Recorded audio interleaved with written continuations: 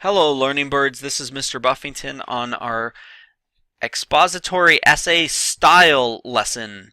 Style is not about how you dress. It has nothing to do with your hair or what kind of car you drive. It is all about your words. So let's look at style.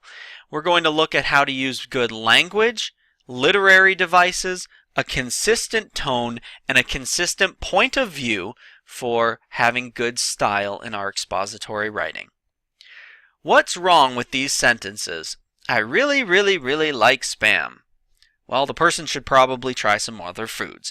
But other than that, using the word really, really, really is repetitive language that does not help to make any kind of point. Really and very don't really help. They really, really, really don't help. So avoid using that. I'm like totally up for saving the dolphins. This sentence is slang. I'm like totally up for saving the dolphins. Avoid using slang in your writing. My BFF and I are taking a road trip this summer.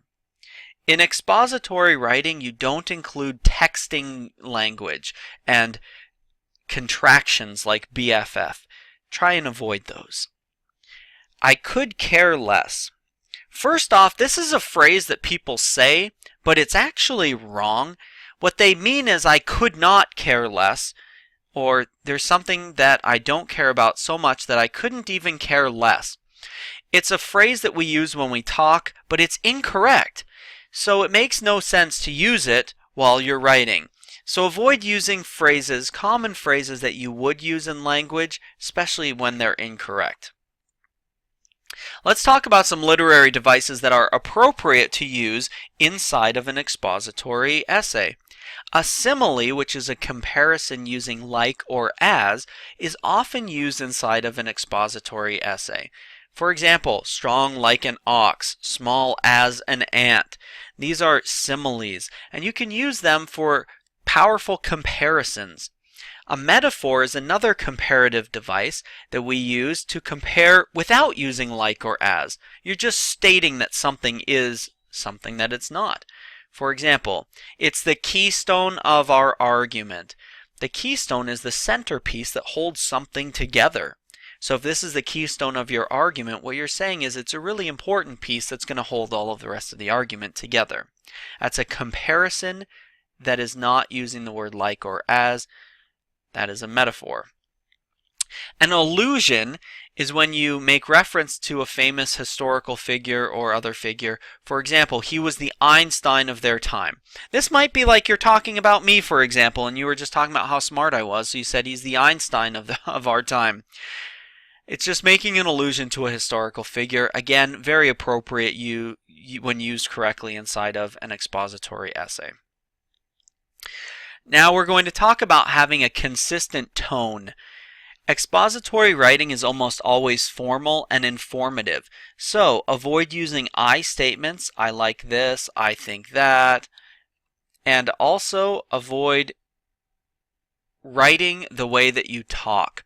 Oftentimes the way we talk is very informal, sometimes sarcastic, very much conversational, and it's not the way we should write, it's not the tone that we want for when we write. Another thing we need to keep consistent is our point of view. Our point of view is the person who's speaking. For example, the grass in my yard grows each summer at the rate of 1 inch per hour. That's from a personal point of view. Grass in South Dakota grows at an alarming rate is more of a backed up point of view, more of a formal point of view where you're just stating facts.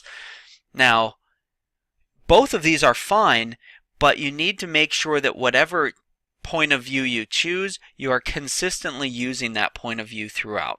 Let me show you an example. Reports have confirmed that 100% of what politicians say comes from their mouths. As they speak, words are coming out. I saw Governor Arnold, and words definitely come from his mouth. As they speak words, those words convey meaning to the people who will vote.